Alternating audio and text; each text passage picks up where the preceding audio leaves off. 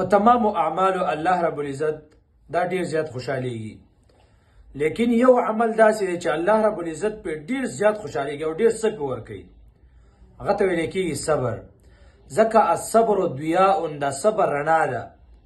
داسې نه دی چې الصبر نور، بلکې الصبر ضیاء. د نور او د ضیا په منځ کې فرق دا دی چې نور د دې رڼا کمه وي او د ضیا رڼا سیوا وي. جعل الشمس ضیاء والقمر نورا، ځکه چې د نور رڼا دا سیوا ده او د سپوږمۍ رڼا را کمه ده. نو صبر ته الصبر ضیاء، صبر ته ډېره زیاته رڼا ویل ده. الله پې دومره زیات خوشحالیږي. خو صبر په درې قسمه باندې دی. یو الصبر علی الطاعات، ته په طاعاتو باندې صبر کې. دویم الصبر عن المعصیات، ګناهونو نه ځان منع کړی بند کړی دی، دا صبر کې. دریم قسم الصبر علی المصائب والبلایا، په تا باندې مصیبتونه رااله، په تا باندې امتحانونه رااله او ته صبر کې.